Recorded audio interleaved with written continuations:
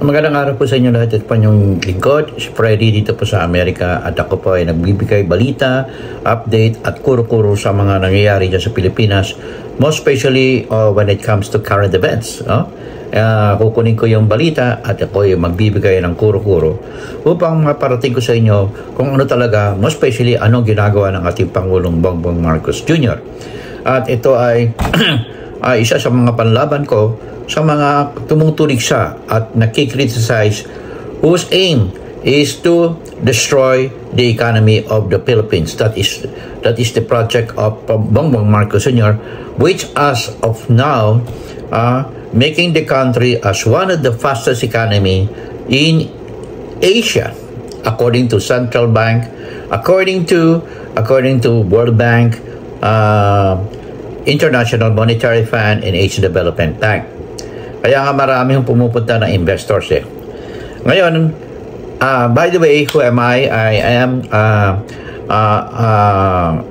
an experienced PLDT System Support Engineer in Bacolod Exchange during my time when I was in the Philippines. And I'm also holding a position of Competent Toastmaster International as well in Bacolod City under Barangay Toastmaster Club. O kaya mag-join ho kayo dyan if you would like to be at least an English speaker, not exactly to be just to be speaking in a second language. Okay, our second language is English on top of Filipino. But as far as I am concerned, you could be somebody if you could speak English on top of your career. Okay? Yan po ang totoong dahilan. Okay? Kaya ngayon ang ating meron na ngayon mga common teaching or tutorial common in different places there in the Philippines, also to whose aim is to improve the speaking practice of our young generation. Okay? Yan po. Ayan po. At kung hindi pa kayo nakapag-subscribe, please subscribe to my channel. Press the red button below and you could be connected and subscribe to my channel, and it's all free and I appreciate it very much. You could make some comment in English or Filipino. Give me a big like, and you could share this video most especially to young professional and a young senior high school for them to be inspired, to be motivated for American ribs. Okay? Not everyone is given a chance or opportunity to be here in America, but you could make it if you are really determined to reach your vision and goals in life. Okay, to come here and work here and be a beneficiary of all those things that we enjoy here in America. Okay, so let's go to our topic. Main topic is all about General Macanas. Okay, ito po ay walang ginagawa kundi manira sa ating Pangulo. Wala po siyang ginagawa sa kanyang mga komentaryo at talagang puro panira. Siya ay naturingan general pero lumalaban sa kanyang commander-in-chief, which is the President of the Republic of the Philippines, President Bongbong Marcos Jr. Okay? Ito po ang kanyang mensahe sa araw na ito ng Independence Day. By the way, Happy Independence Day to all Filipinos there in the Philippines. And I hope that lalo ngayon ay emergency na, tayo na lang ho nagpapatupad upang harangin at lalabanan ng derechahan ang ginagawa ng China. Okay? Nakita nyo halos napapasok na ang ating sa ating bansa through Pogo, na nakikita na yung mga military uniforms na talagang ang pakay nila ay wasakin ang ekonomiya, wasakin ang pagkakaisa ng mga Pilipino through dito sa pangunguna ng mga Duterte na pro-China, at including sa traidor na Vice President Sara Duterte na hindi nagsasalita, no? Ayaw mag-comment tungkol sa West Philippine Sea, pero ngayon nagsasalita ng pagdepensa kay Pastor Apollo Kibuloy na almost convicted criminal. At dito rin sa Amerika ay may kaso ko yan. Ano ang kaso niyan? Rape sa kanyang mga members at mga human trafficking na ito ho ay walang piyansa. Okay? Okay, pakinggan na ho natin ang isang traidor na general na si General Macanas. Na hari naman, no? In the days to come, ma-court martial na ho ito. Okay? Okay, pakinggan naman natin. Ngayong June 15 to 16, ito yung tinatawag na Peace Summit in favor para sa Ukraine, ano?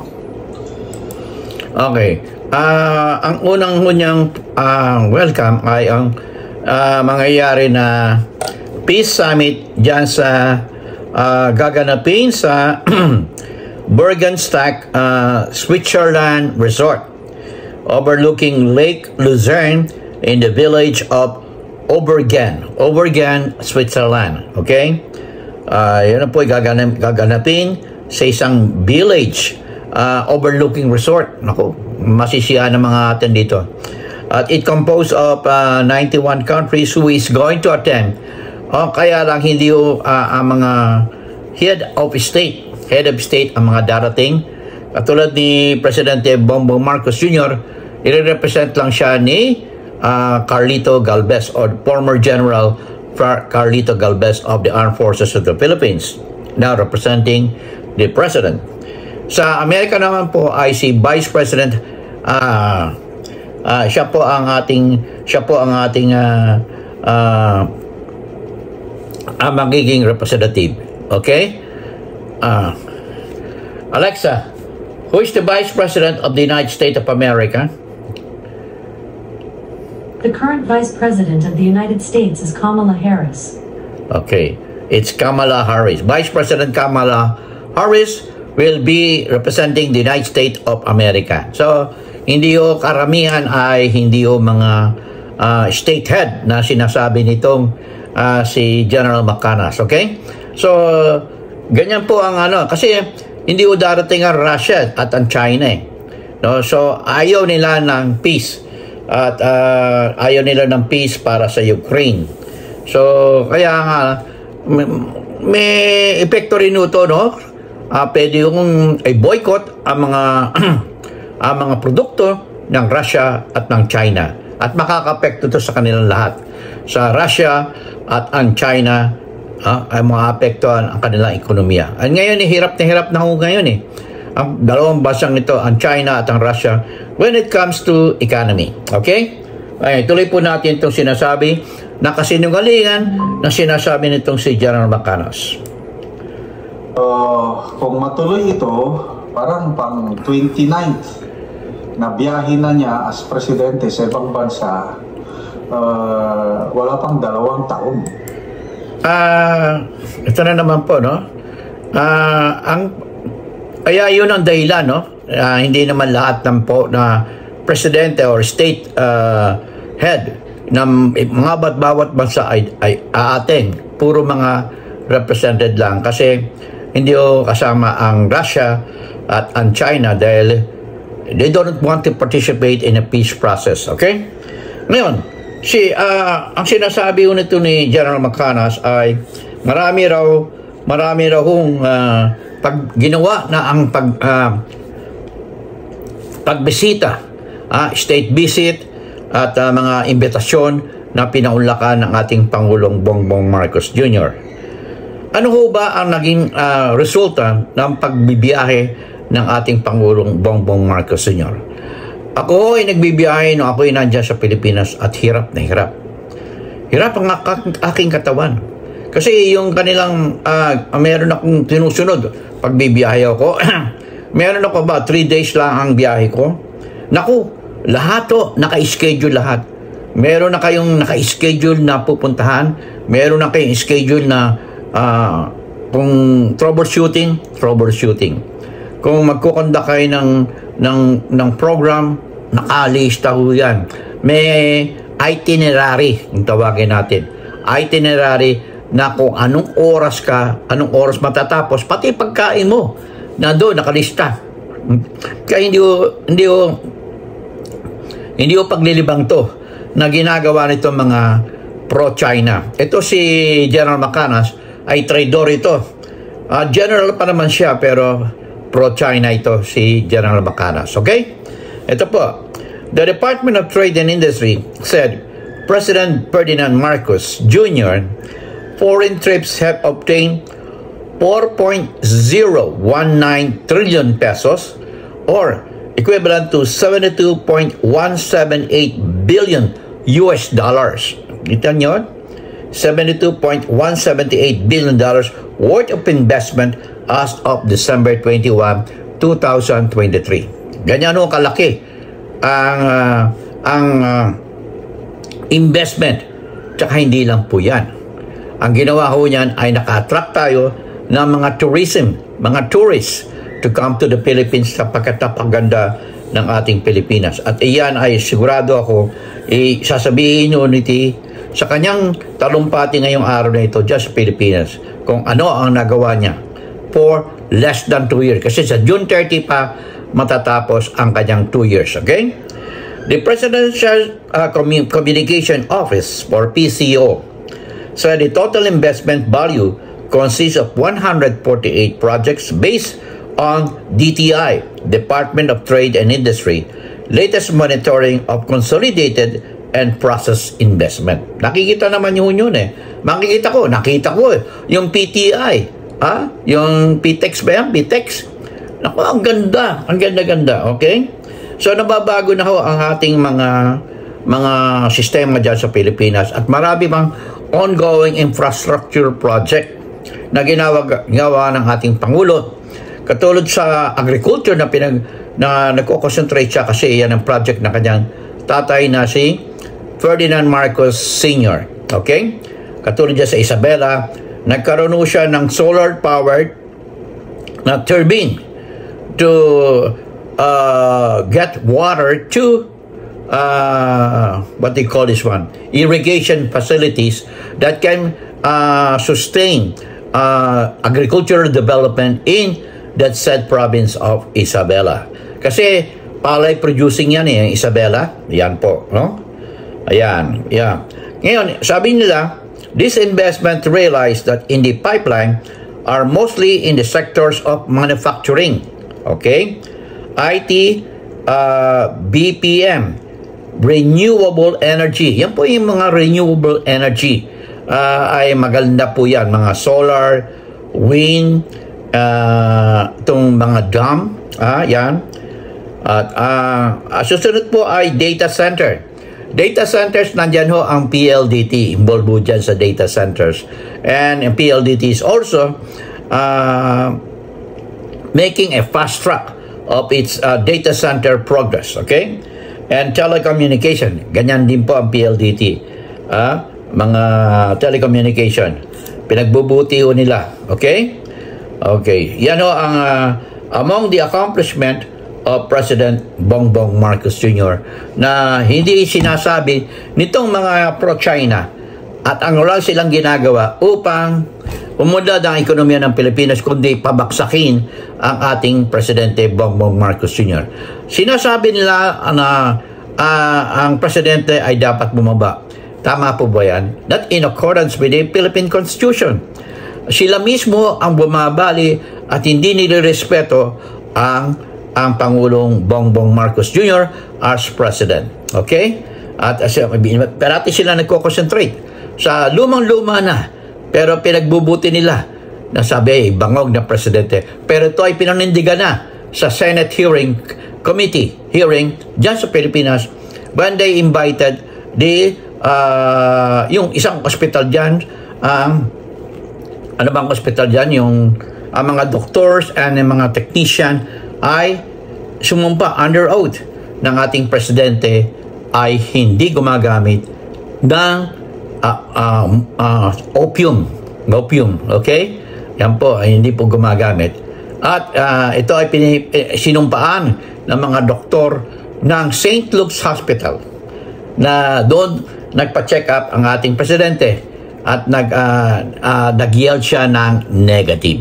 Okay? Hindi po siya gumagamit. Okay? Ito mga doktor na to na sumumpa. Under oath sila dyan sa Senate hearing. Okay? Kaya ito po ay puro kalokohan itong ginagawa nito. Wala silang ginagawa kundi manira. Okay, tuloy po natin ang isa pa nga po pala. ang isang presidente o ang isang tao na gumagamit ng cocaine, hindi pala morphine, cocaine, ay hindi makakapagsalita in different speeches. Hindi niya makakaya ang mga ginagawa ng ating Pangulo na bumibiyahe. Hindi o niya, kung hindi man siya bumibiyahe sa ibang bansa, diyan sa Pilipinas, biyahe siya ng biyahe. Pumupunta siya sa iba-ibang probinsya. Yan po ang katunayan. Makikita naman yan at nababasa niyo sa dyaryo. Ngayon, itong mga ito ay hindi po tinatanggap nila at ang ginagawa nila ay puro paninira. Bumibiyahe rin sila sa ibang bansa. Sino nagbibigay ng sustento sa kanila? Sino gumagasa sa kanilang mga transportasyon, mga hotel? At itong si General Macanas, gusto rin yung makarating sa Switzerland at makikita rin sa mga kaibigan daw niya. Naku, General Macanas, hindi mo ba alam na pag ikaw ay pumunta sa ibang bansa, it is not good for you to stay in a friend apartment or houses, di ba? Mahiya ka naman. Ha? Kung pupunta ka sa ibang bansa, mag-hotel ka. Para wala kang gusto mo utang na loob, puro utang na loob. Yan ang masama sa ibang mga Pilipino na pag pupunta dito sa ibang bansa, ayaw nilang mag-hotel. Ha? Para lang masabi. Gusto nila ibang tao ang sasagot sa kanila sa kanilang gastusin. Hindi po karapat-dapat yan dahil ang mga Pilipino sa ibang bansa ay nagtatrabaho yan. At dire-diretso magtrabaho yan. Huwag niyong agawin ang kanilang pinaghirapan sa trabaho sa pamamagitan ninyo na kayo naman dyan sa Pilipinas ay nagpapasarap lang. Okay? Ito, tuloy natin ito. No? Magsikap tayo upang umunlad ang ating bayang Pilipinas. Katulad ng ginagawa ng mga Pilipino dito sa Amerika na lahat ay nagbabayad ng tax upang at the end ay gumaganda ang kanilang they could get from the government. Okay? Like Medicare. Okay? Like yung pension. And like other things, mga investment na bumabalik yan when you retire, they are getting back to you. Okay? Okay. Tuloy po natin itong mga kalokohan na ginagawa ni General Macanas. The most troubled president in the history of the Philippines. Bakit ba naging most troubled president si Bongbong Marcos Sr.? Kasi po, si Rodrigo Roa Duterte, nung siya ay presidente, hindi mo sinabi yan, General Macanas, ay ilang beses lang bumiyahe. At ang kanyang mga pinuntahan ay China, ilang beses, 2 o 3. Russia, yan po. Hindi lang siya pumunta sa North Korea. Puro mga komunista. At ito po ay laban sa Amerika. Itong si Rodrigo Roa Duterte na wala ho siyang visa. Hindi ho siya pwedeng pumunta dito sa Amerika. Dahil, ang record niya, may mga criminal record ho siya At saka, isa pa, hindi siya pwedeng pumunta dito kasi baka dakpin siya ng ICC. So, limitado lang ang kanyang pagpunta. Pupunta lang siya sa China, pwede. Sa ibang bansa, hindi siya pwedeng pumunta sa ibang bansa. Masusukol siya ng ICC. Okay? So, hindi siya pwedeng pumunta. Okay? At maganda ho, ang sinabi ko na sa inyo, nagdulot ng iba yung tawag ng pag-asa ang ginawa ng ating Pangulo na naging marami tayong kaibigan dahil sa kanyang pagbibiyahe. Okay? Hindi ordinaryo na magbiyahe-biyahe ka na with your itinerary ay hindi nyo mahirap kung hindi kayo malakas. Sasabihin mo na nagdodroga ka, na gumagamit ka, okay? Hindi nyo magagawa yan. Ang mentalidad ng isang ating Pangulo ay napakabigat upang what they call is being challenged. Okay? So I do hope that you people I was able to interpret the significance of President Bongbong Marcos Jr. as President of the country, that he is doing a great job for the country, okay? And also as well as the security of our country there in the Philippines, okay? I'll see you then in my next vlog. In God we trust. Remember, hold your peace. I'll see you in my next vlog.